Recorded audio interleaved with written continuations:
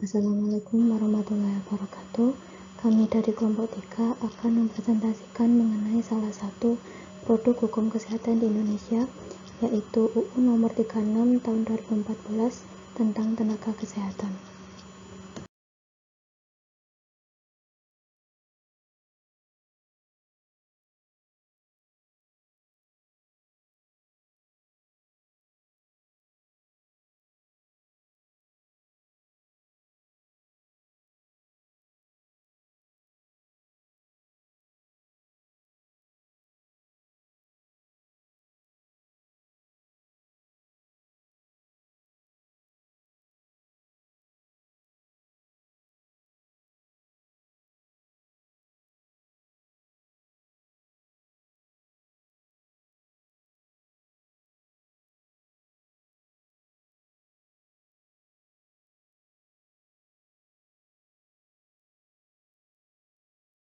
Bab 1 Ketentuan Umum.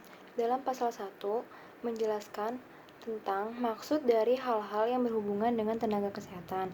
Di antaranya adalah yang pertama, tenaga kesehatan, asisten tenaga kesehatan, fasilitas pelayanan kesehatan, upaya kesehatan, kompetensi, uji kompetensi, sertifikat kompetensi, sertifikat profesi, registrasi, surat tanda registrasi, surat izin praktik, standar profesi, standar pelayanan profesi, standar prosedur operasional, Konsil Tenaga Kesehatan Indonesia, organisasi profesi, kolegium, penerima pelayanan kesehatan, pemerintah pusat, pemerintah daerah, dan menteri.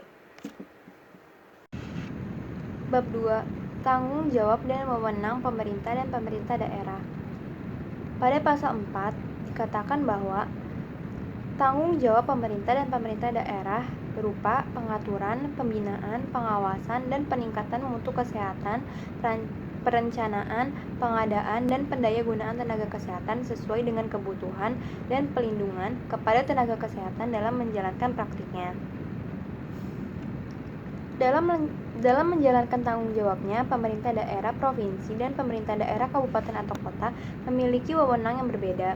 Wewenang pemerintah daerah provinsi tercantum pada pasal 6, sedangkan wewenang pemerintah daerah kabupaten atau kota tercantum pada pasal 7.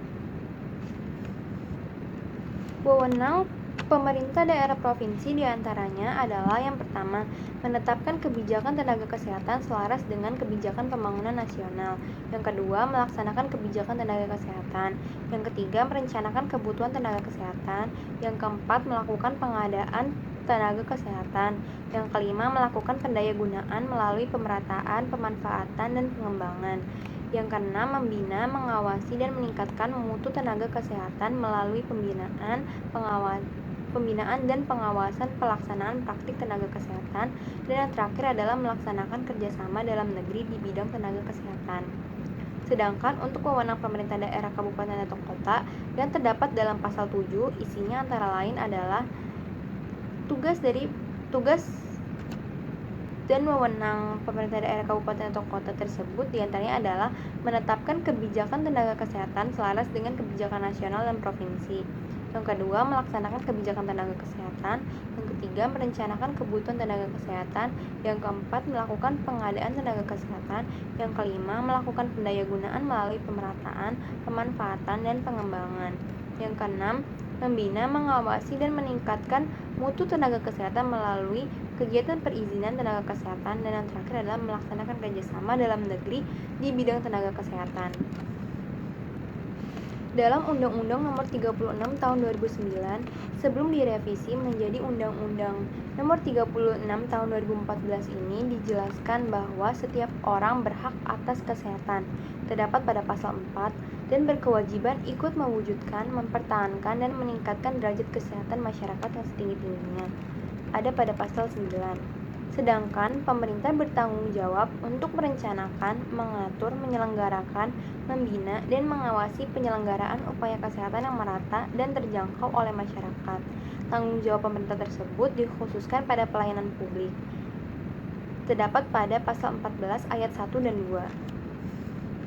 Berkaitan dengan hal tersebut, Pemerintah memiliki tanggung jawab dalam berbagai hal guna mencapai derajat kesehatan yang setinggi-tingginya, seperti yang tercantum dalam beberapa pasal dalam Undang-Undang Nomor 36 Tahun 2009 tersebut, yang sekarang telah direvisi menjadi lebih singkat dan menjelaskan secara lebih luas mengenai tanggung jawab pemerintah daerah provinsi dan pemerintah daerah kabupaten atau kota.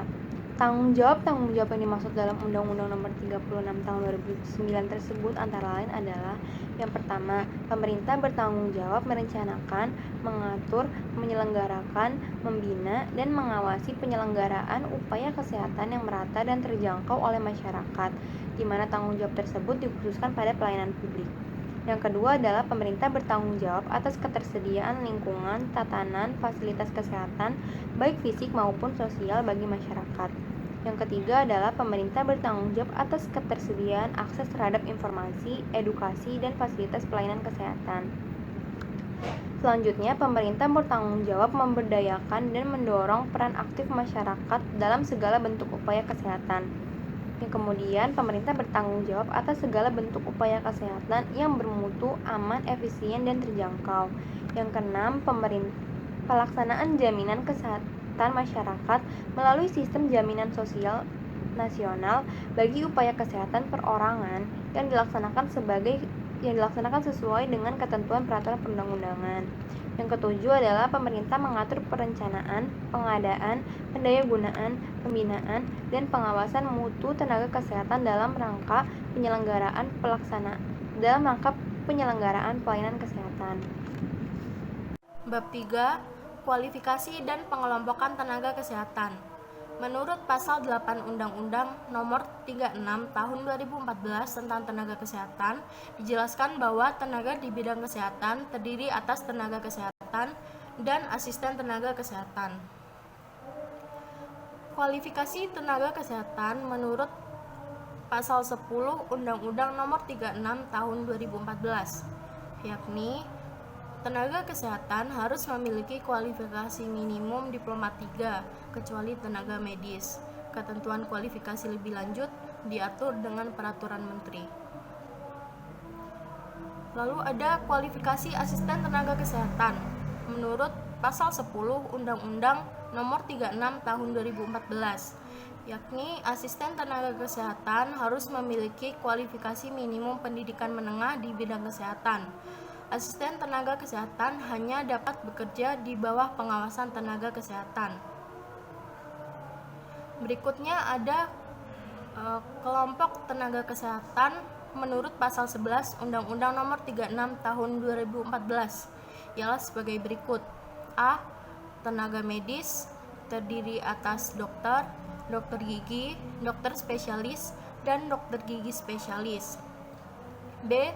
Tenaga psikologi klinis terdiri atas psikologi klinis. C.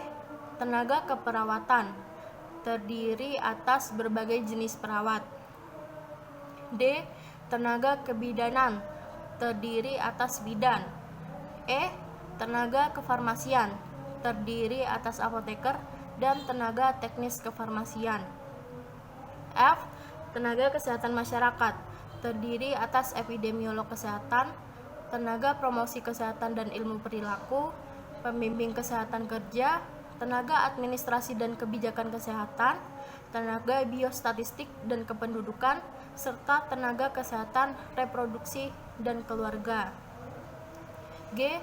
Tenaga kesehatan lingkungan terdiri atas tenaga sanitasi lingkungan, entomolog kesehatan, dan mikrobiolog kesehatan. H. Tenaga gizi terdiri atas nutrisionis dan dietisian. I. Tenaga keterapian fisik terdiri atas fisioterapis, okupasi terapis, terapis wicara, dan akupuntur. J. Tenaga keteknisian medis terdiri atas perekam medis dan informasi kesehatan, teknik kardiovaskular, teknisi pelayanan darah, refraksionis optisian atau optometris, teknisi gigi, penata anestesi, terapis gigi dan mulut, dan juga audiologis. K. Tenaga teknik biomedika terdiri atas radiografer, elektromedis, ahli, ahli teknologi laboratorium medik, fisikawan medik, radioterapis, dan ortotik prostetik. I. Tenaga kesehatan tradisional terdiri atas tenaga kesehatan tradisional ramuan dan tenaga kesehatan tradisional keterampilan. Dan M. Tenaga kesehatan lain yang ditetapkan oleh Menteri. Adapun kelompok asisten tenaga kesehatan menurut pasal 2 Permenkes nomor 80 tahun 2016 ialah sebagai berikut. A. Asisten perawat. B. Asisten tenaga kefarmasian. C. Asisten dental. D. Asisten teknisi laboratorium medik. Dan E. Asisten teknisi pelayanan darah. Bab 4. Perencanaan, pengadaan, dan pendayagunaan. Perencanaan SDM kesehatan merupakan sebuah upaya penetapan jenis, jumlah, kualifikasi, dan distribusi merata tenaga kesehatan sesuai dengan kebutuhan pembangunan kesehatan.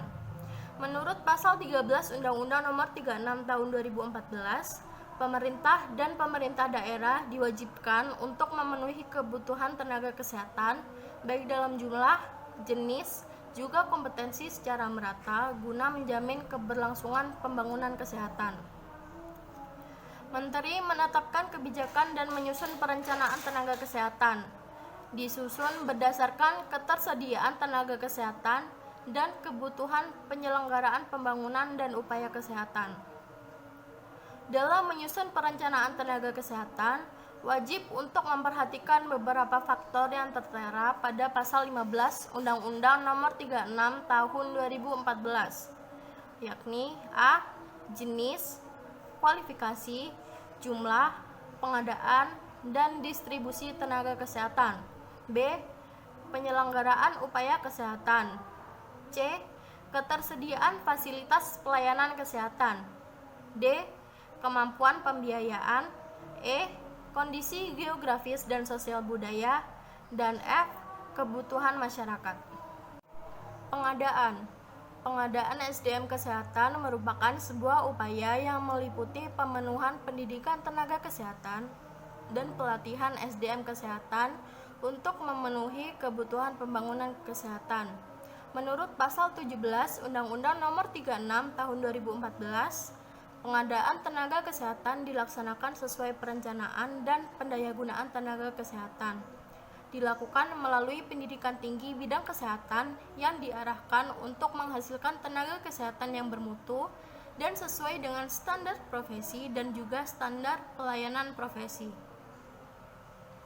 Pendidikan tinggi bidang kesehatan diselenggarakan sesuai dengan ketentuan peraturan perundang-undangan pasal 18 nomor 36 tahun 2014. Ketentuannya yakni A. Diselenggarakan berdasarkan izin sesuai peraturan perundang-undangan yang diberikan setelah mendapat rekomendasi dari Menteri. B.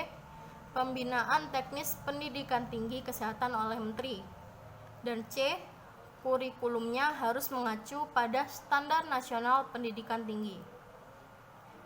Pada masa akhir pendidikan, mahasiswa kesehatan harus mengikuti uji kompetensi nasional untuk mencapai standar kompetensi lulusan yang memenuhi standar kompetensi kerja. Mahasiswa yang lulus uji kompetensi akan memperoleh sertifikat kompetensi atau sertifikat profesi yang diterbitkan oleh perguruan tinggi. Yang terakhir, pendayagunaan. Pendayagunaan SDM kesehatan merupakan sebuah upaya meratakan dan memanfaatkan serta mengembangkan SDM kesehatan. Menurut pasal 22 Undang-Undang Nomor 36 Tahun 2014, pendayagunaan tenaga kesehatan dilakukan oleh pemerintah, pemerintah daerah, dan atau masyarakat sesuai dengan tugas dan fungsi masing-masing tenaga kesehatan berdasarkan ketentuan peraturan perundang-undangan. Pendayagunaan dilakukan dengan memperhatikan aspek pemerataan, pemanfaatan, dan pengembangan. Demi meratakan pelayanan dan pemenuhan kebutuhan pelayanan kesehatan, penempatan tenaga kesehatan wajib dilakukan setelah melalui proses seleksi. penempatan tenaga kesehatan dilaksanakan dengan cara A. Pengangkatan sebagai pegawai negeri sipil. B. Pengangkatan sebagai pegawai pemerintah dengan perjanjian kerja. Dan C. Penugasan khusus. Tenaga kesehatan yang telah ditempatkan di Fasiankes wajib melaksanakan tugas sesuai kompetensi dan kewenangannya. Menurut pasal 27 Undang-Undang Nomor 36 Tahun 2014, tenaga kesehatan dapat dipindah tugaskan dengan alasan kebutuhan fasilitas pelayanan kesehatan dan atau promosi. Dalam pasal yang sama, juga diatur bahwa tenaga kesehatan yang bertugas di daerah tertinggal, perbatasan dan kepulauan, serta daerah yang bermasalah kesehatan memperoleh hak kenaikan pangkat istimewa dan perlindungan dalam pelaksanaan tugasnya. Menurut pasal 30 Undang-Undang Nomor 36 Tahun 2014, untuk meningkatkan mutu dan karir tenaga kesehatan dilakukan pengembangan melalui pendidikan dan pelatihan. Pemerintah dan pimpinan Fasiankes bertanggung jawab atas pemberian kesempatan tersebut dengan mempertimbangkan penilaian kinerja. Perencanaan, pengadaan, dan pendayagunaan tenaga kesehatan dilaksanakan sebagai upaya untuk memaksimalkan pemerataan pelayanan kesehatan kepada masyarakat dalam rangka perwujudan pembangunan kesehatan nasional. Bab 5. Konsil Tenaga Kesehatan Indonesia. Konsil Tenaga Kesehatan Indonesia atau disingkat KTKI adalah lembaga yang melaksanakan tugas secara independen yang terdiri atas konsil masing-masing tenaga kesehatan. Sesuai dengan pasal 34, pembentukan Konsil Tenaga Kesehatan Indonesia bertujuan untuk meningkatkan mutu praktik tenaga kesehatan serta untuk memberikan perlindungan dan kepastian hukum kepada tenaga kesehatan dan masyarakat. Konsil Tenaga Kesehatan Indonesia ini sebagaimana dimaksud pada ayat 1 dan 2 terdiri atas Konsil Kedokteran dan Konsil Kedokteran Gigi sebagaimana diatur dalam Undang-Undang tentang Praktik Kedokteran. Konsil masing-masing tenaga kesehatan dalam melaksanakan tugasnya bersifat independen dan bertanggung jawab pada Presiden melalui Menteri. Konsil Tenaga Kesehatan Indonesia ini berkedudukan di Ibu Kota Negara Indonesia sesuai dengan pasal 35. Konsil Tenaga Kesehatan Indonesia memiliki dua fungsi sesuai dengan yang disebutkan dalam pasal 36 ayat 1 yaitu sebagai koordinator konsil masing-masing tenaga kesehatan dan dalam pasal 37 ayat 1 yaitu pengaturan, penetapan, dan pembinaan tenaga kesehatan dalam menjalankan praktik tenaga kesehatan untuk meningkatkan mutu pelayanan kesehatan. Sesuai dengan yang disebutkan dalam pasal 36 ayat 2 dan pasal 37 ayat 2, fungsi daripada konsil yaitu 1. Memfasilitasi dukungan pelaksanaan tugas konsil masing-masing tenaga kesehatan. 2. Melakukan evaluasi tugas konsil masing-masing tenaga kesehatan. Yang ketiga, membina dan mengawasi konsil masing-masing tenaga kesehatan. Yang keempat, melakukan registrasi tenaga kesehatan. Kelima, pembinaan tenaga kesehatan dalam menjalankan praktik. Keenam, menyusun standar nasional pendidikan tenaga kesehatan. Yang ketujuh, menyusun standar praktik dan standar kompetensi tenaga kesehatan. Dan yang terakhir, menegakkan kedisiplinan praktik tenaga kesehatan. Wewenang keanggotaan sesuai pasal 38 dalam menjalankan tugasnya, yaitu yang pertama adalah menyetujui dan menolak permohonan registrasi tenaga kesehatan. Yang kedua, menerbitkan atau mencabut STR. Yang ketiga, menyelidiki dan menangani masalah yang berkaitan dengan pelanggaran disiplin profesi tenaga kesehatan. Yang keempat, menetapkan dan memberikan sanksi disiplin profesi tenaga kesehatan. Dan yang terakhir, memberikan pertimbangan pendirian atau penutupan institusi pendidikan tenaga kesehatan. Dalam melaksanakan fungsi, tugas, dan wewenang, Konsil Tenaga Kesehatan Indonesia dibantu sekretariat yang dipimpin oleh seorang sekretaris, seperti yang tertulis dalam pasal 39.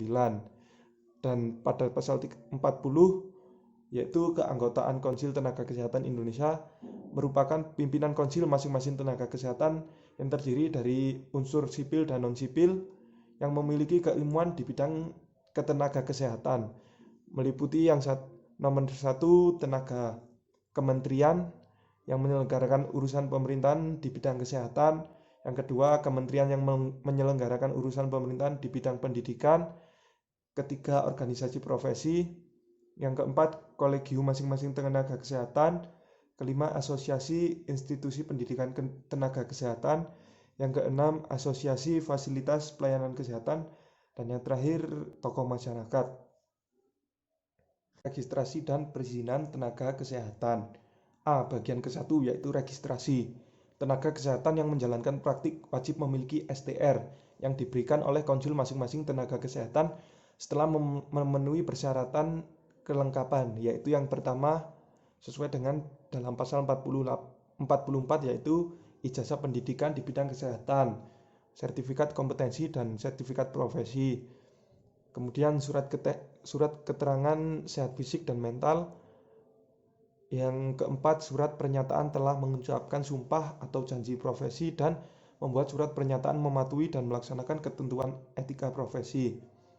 STR ini berlaku hanya selama 5 tahun dan dapat diregistrasi ulang, namun harus memenuhi persyaratannya, yaitu yang pertama memiliki STR lama, yang kedua memiliki sertifikat kompetensi dan sertifikat profesi, yang ketiga memiliki surat keterangan sehat fisik dan mental, yang keempat yaitu membuat pernyataan mematuhi dan melaksanakan ketentuan etika profesi dan telah mengabdikan diri sebagai tenaga profesi atau vokasi di bidangnya.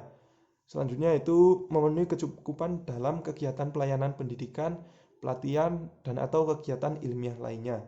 Ketentuan lebih lanjut mengenai tata cara registrasi dan registrasi ulang ini diatur dengan peraturan konsil masing-masing tenaga kesehatan. B. Bagian kedua yaitu perizinan. Sesuai dengan pasal 46 dijelaskan setiap tenaga kesehatan yang menjalankan praktik di bidang pelayanan kesehatan wajib memiliki izin dalam bentuk SIP yang diberikan oleh pemerintah daerah atau kabupaten atau kota atas rekomendasi pejabat kesehatan yang berwenang di kabupaten atau tempat praktiknya tersebut. Untuk mendapatkan SIP tenaga kesehatan harus memiliki yang pertama STR yang masih berlaku, yang kedua rekomendasi dari organisasi profesi, yang ketiga tempat praktik. SIP masih berlaku sepanjang STR masih berlaku. Kedua, tempat praktik masih tercantum dalam SIP. C. Bagian ketiga, pembinaan praktik. Dalam pasal 48 berbunyi untuk terselenggaranya praktik tenaga kesehatan yang bermutu dan perlindungan kepada masyarakat perlu dilakukan pembinaan praktik terhadap tenaga kesehatan oleh menteri bersama-sama dengan pemerintah daerah, konsil masing-masing tenaga kesehatan, dan organisasi profesi sesuai dengan kewenangannya. D. Bagian keempat yaitu penegakan kedisiplinan tenaga kesehatan. Untuk menegakkan disiplin tenaga kesehatan dalam penyelenggaraan praktik, konsil masing-masing tenaga kesehatan menerima pengaduan, memeriksa dan memutuskan kasus pelanggaran disiplin tenaga kesehatan. Konsil masing-masing tenaga kesehatan dapat memberikan sanksi disiplin berupa peringatan, pencabutan, dan kewajiban mengikuti pendidikan dan pelatihan. Tenaga kesehatan dapat mengajukan keberatan. Kemudian pada slide ini menjelaskan tentang bab 7 dan bab 8. Pada bab 7, dari ketentuan pasal 50 ayat 2 UU Tenaga Kesehatan mengharuskan tiap jenis tenaga kesehatan yang tercakup dalam kelompok untuk membentuk hanya satu organisasi profesi. Tujuannya agar pengetahuan dan keterampilan martabat serta etika profesi tenaga kesehatan dapat meningkat dan berkembang. Dengan kata lain, tenaga kesehatan yang ingin membentuk sebuah organisasi profesi harus memiliki kompetensi dan kewenangan yang telah ditentukan oleh Undang-Undang Tenaga Kesehatan untuk mencapai tenaga kesehatan yang profesional dalam menjalankan praktik secara mandiri dan terarah sesuai persyaratan yang telah ada dalam undang-undang. Kemudian pada bab 8, pada bagian ke-1, pasal 52 ayat 1 menjelaskan bahwa tenaga kesehatan warga negara Indonesia lulusan luar negeri yang akan melakukan praktik di Indonesia harus mengikuti proses evaluasi kompetensi. Hal ini diupayakan untuk meningkatkan kompetensi dengan tenaga kesehatan yang akan memperoleh SIP dan STR sesuai dengan ketentuan peraturan perundang-undangan. Kemudian pada bagian kedua tertera dan dijelaskan bahwa tenaga kesehatan warga negara asing juga diharuskan memiliki STR sementara dan SIP. Oleh karena itu, tenaga kesehatan warga negara asing diharuskan mengikuti evaluasi kompetensi sebelum menjalankan praktik kesehatan di Indonesia, serta penggunaan fasilitas pelayanan kesehatan diharapkan dapat menunjang efisiensi tenaga kesehatan warga negara asing sesuai dengan persyaratan yang tertera. Selanjutnya yaitu bab 9, hak dan kewajiban tenaga kesehatan. Hak dan kewajiban tenaga kesehatan merupakan hubungan timbal balik antara para pemberi pelayanan kesehatan dan juga para penerima pelayanan kesehatan. Tenaga kesehatan memiliki peranan penting untuk meningkatkan kualitas pelayanan kesehatan yang maksimal kepada masyarakat agar masyarakat mampu untuk meningkatkan kesadaran, kemauan, dan kemampuan hidup sehat sehingga akan terwujud derajat kesehatan yang setinggi-tingginya sebagai investasi bagi pembangunan sumber daya manusia yang produktif secara sosial dan ekonomi, serta sebagai salah satu unsur kesejahteraan umum sebagaimana dimaksud dalam pembukaan Undang-Undang Dasar Negara Republik Indonesia tahun 1945. Adapun hak dan kewajiban tenaga kesehatan. Hak tenaga kesehatan yaitu yang pertama, berhak memperoleh perlindungan hukum sepanjang melaksanakan tugas sesuai standar profesi, standar pelayanan profesi, dan standar prosedur operasional. Yang kedua, berhak memperoleh informasi yang lengkap dan benar dari penerima pelayanan kesehatan atau keluarganya. Yang ketiga, berhak memperoleh imbalan jasa. Yang keempat, berhak memperoleh perlindungan atas keselamatan dan kesehatan kerja, perlakuan yang sesuai dengan harkat dan martabat manusia, moral, kesusilaan, serta nilai-nilai agama. Yang kelima, berhak mendapatkan kesempatan untuk mengembangkan profesinya. Dan yang terakhir yaitu berhak menolak keinginan penerima pelayanan kesehatan atau pihak lain yang bertentangan dengan standar profesi, kode etik, standar pelayanan, standar prosedur operasional atau ketentuan peraturan perundang-undangan. Adapun kewajiban tenaga kesehatan yaitu yang pertama, wajib memberikan pelayanan kesehatan sesuai dengan standar profesi, standar pelayanan profesi, standar prosedur operasional, dan etika profesi serta kebutuhan kesehatan penerima pelayanan kesehatan. Yang kedua, wajib memperoleh persetujuan dari penerima pelayanan kesehatan atau keluarganya atas tindakan yang akan diberikan. Yang ketiga, wajib menjaga kerahasiaan kesehatan penerima pelayanan kesehatan. Yang keempat, wajib membuat dan menyimpan catatan atau dokumen tentang pemeriksaan, asuhan, dan tindakan yang dilakukan. Kemudian, wajib merujuk penerima pelayanan kesehatan ke tenaga kesehatan lain yang mempunyai kompetensi dan kewenangan yang sesuai. Dan yang terakhir, tenaga kesehatan yang menjalankan praktik pada fasilitas pelayanan kesehatan wajib memberikan pertolongan pertama kepada penerima pelayanan kesehatan dalam keadaan gawat darurat atau pada bencana untuk penyelamatan nyawa dan pencegahan kecacatan. Kemudian yaitu bab 10, penyelenggaraan keprofesian. Adapun tanggung jawab dari tenaga kesehatan yaitu yang pertama, mengabdikan diri sesuai dengan bidang keilmuan yang dimiliki. Yang kedua, meningkatkan kompetensi. Yang ketiga, bersikap dan berperilaku sesuai dengan etika profesi. Yang keempat, mendahulukan kepentingan masyarakat daripada kepentingan pribadi atau kelompok. Yang kelima, melakukan kendali mutu pelayanan dan kendali biaya dalam menyelenggarakan upaya kesehatan. Yang keenam, setiap tenaga kesehatan dalam menjalankan praktik berkewajiban untuk mematuhi standar profesi, standar pelayanan profesi, dan standar prosedur operasional. Yang ketujuh, setiap tenaga kesehatan yang melaksanakan pelayanan kesehatan perseorangan wajib membuat rekam medis penerima pelayanan kesehatan. Kemudian yang terakhir, setiap tenaga kesehatan wajib menyimpan rahasia kesehatan para penerima pelayanan kesehatan. Dan juga dalam melakukan pelayanan kesehatan, tenaga kesehatan dapat menerima pelimpahan tenaga medis dari tenaga medis dengan tetap memperhatikan kewenangan dan tanggung jawabnya sebagai tenaga kesehatan. Tenaga kesehatan yang memberikan pelayanan langsung kepada penerima pelayanan kesehatan harus melakukan upaya terbaik untuk kepentingan penerima pelayanan kesehatan dengan tidak menjanjikan hasil kepada penerima pelayanan kesehatan. Pada bab 11 membahas mengenai penyelesaian perselisihan, di mana penerima pelayanan kesehatan yang dirugikan akibat kesalahan atau kelalaian tenaga kesehatan dapat meminta ganti rugi sesuai dengan ketentuan peraturan perundang-undangan. Penyelesaian perselisihan antara tenaga kesehatan dan fasilitas pelayanan kesehatan juga harus dilaksanakan sesuai dengan ketentuan peraturan perundang-undangan yang berlaku. Penyelesaian perselisihan ini berhubungan dengan malpraktik, di mana malpraktik adalah suatu tindakan atau praktik yang buruk, dengan kata lain adalah suatu kelalaian atau praktik yang buruk dari para profesi dalam menjalankan profesinya, baik dalam pelanggaran yang disengaja, pelanggaran hukum, atau pelanggaran etika. Sebagai korban terhadap malpraktik yang dirugikan, sudah tentu pasien akan menuntut haknya. Pasien yang menjadi korban malpraktik akan meminta ganti rugi atau meminta pertanggungjawaban terhadap dokter yang bersangkutan atau tenaga kesehatan yang bersangkutan. Tuntutan tersebut dapat berupa tuntutan ganti rugi yang terdapat dalam tuntutan perdata, dan dalam ketentuan hukum administrasi dapat berupa pencabutan izin usaha atau pencabutan status badan hukum bagi rumah sakit. Peraturan yang mengatur tentang ganti rugi akibat kesalahan atau kelalaian tenaga kesehatan antara lain yang pertama, ada pasal 58 Undang-Undang Nomor 36 tentang Kesehatan.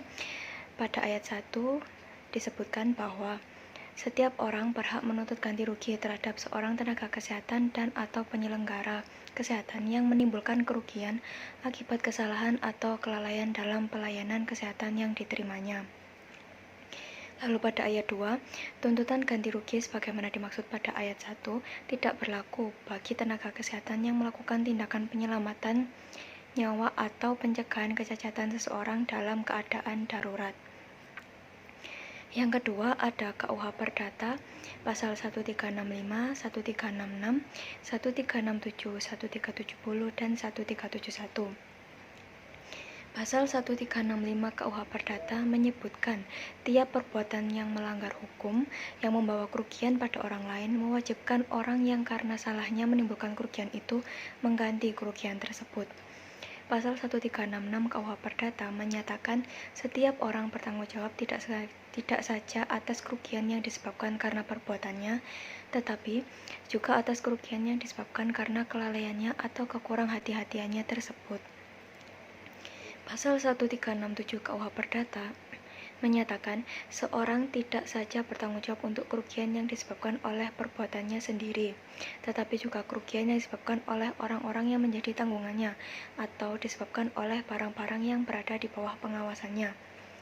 Selanjutnya, pada pasal 1370 KUH Perdata, dalam hal suatu pembunuhan karena tidak sengaja atau kurang hati-hatinya seseorang, maka suami atau istri yang ditinggalkan, anak atau orang tua si korban yang lazimnya mendapatkan nafkah dari pekerjaan si korban mempunyai hak untuk menuntut ganti rugi yang harus dinilai menurut kedudukan dan kekayaan kedua belah pihak serta menurut keadaan.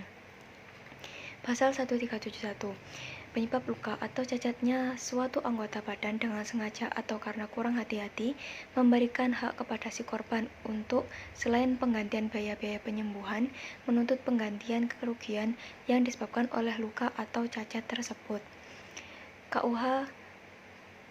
Yang selanjutnya juga ada KUH Pidana pasal 351 tentang penganiayaan biasa atau standar.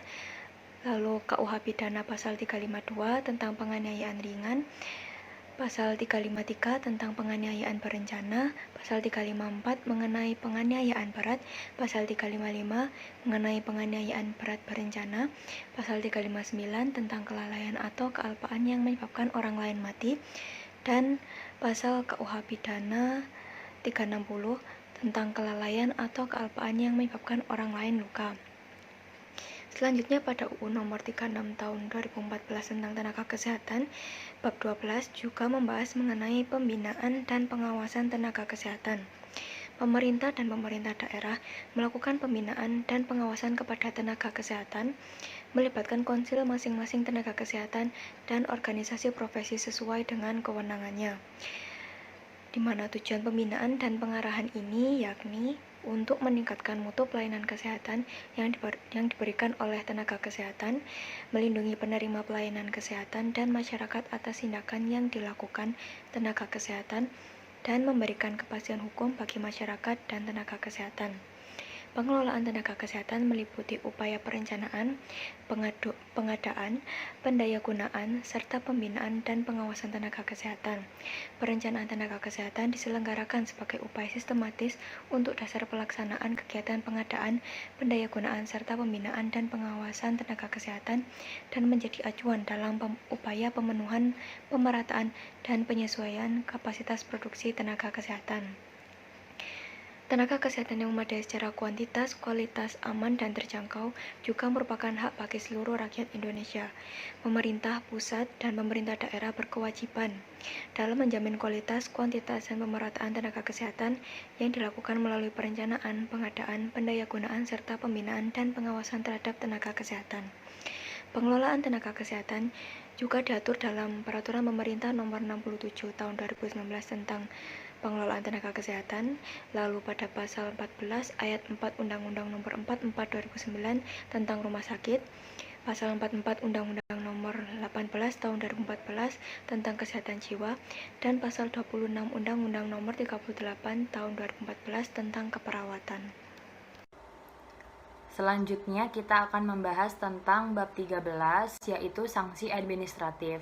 Terdapat pasal 82 yang dipaparkan pengenaan sanksi administratif dilakukan oleh pemerintah daerah provinsi, pemerintah daerah kabupaten atau kota sesuai dengan kewenangannya, diberikan kepada tenaga kesehatan dan fasilitas pelayanan kesehatan yang tidak sesuai dengan ketentuan.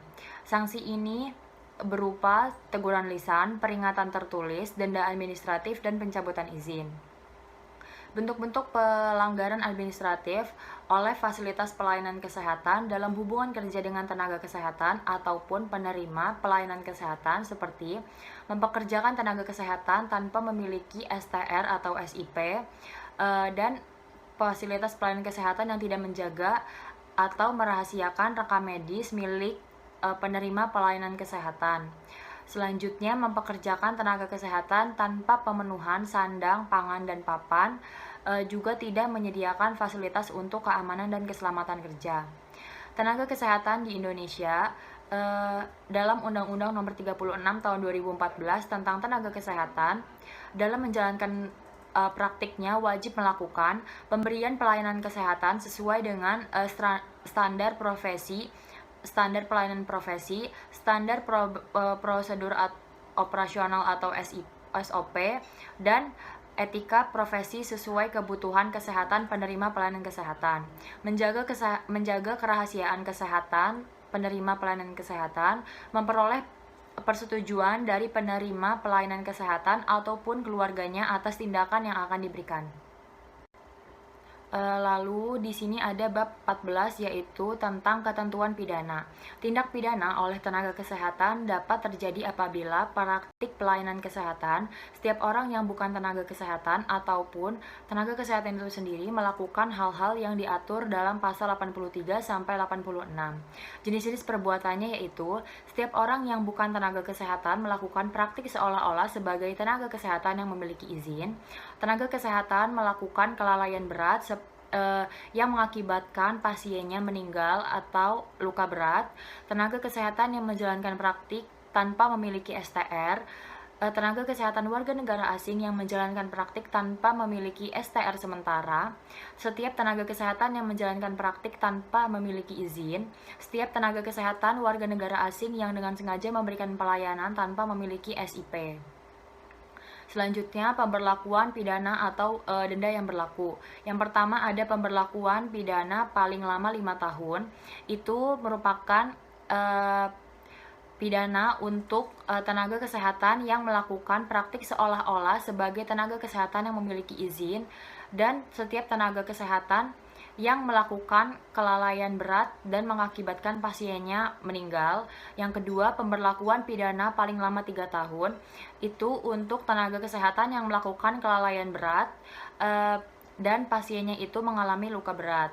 Dan yang terakhir, pemberlakuan pidana denda paling banyak 100 juta rupiah, itu bagi setiap tenaga kesehatan yang dengan sengaja menjalankan praktik tanpa memiliki STR, dan setiap tenaga kesehatan warga negara asing yang dengan sengaja memberikan pelayanan kesehatan tanpa memiliki STR sementara.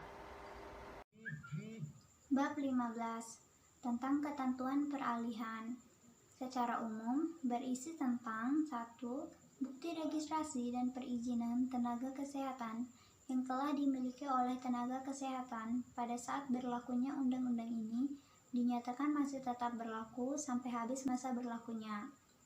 Kemudian, tenaga kesehatan yang belum memiliki bukti registrasi dan perizinan wajib menyesuaikan dengan ketentuan undang-undang ini, paling lama 2 tahun setelah undang-undang ini diundangkan.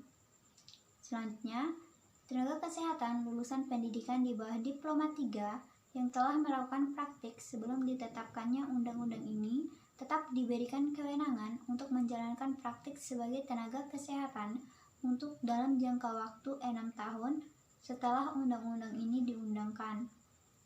Kewenangan sebagaimana yang dimaksud dapat diperoleh dengan mengajukan permohonan mendapatkan STR tenaga kesehatan.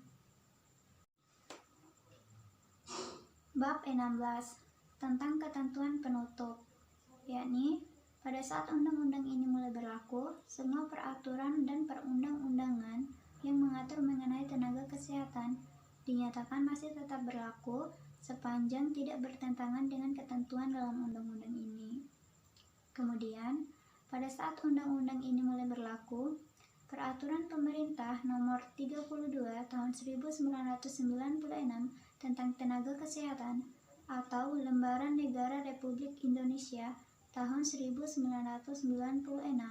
Nomor 49 tambahan Lembaran Negara Republik Indonesia Nomor 3637 dicabut dan dinyatakan tidak berlaku. Kemudian, peraturan pelaksanaan dari undang-undang ini harus ditetapkan paling lama 2 tahun terhitung sejak undang-undang ini diundangkan.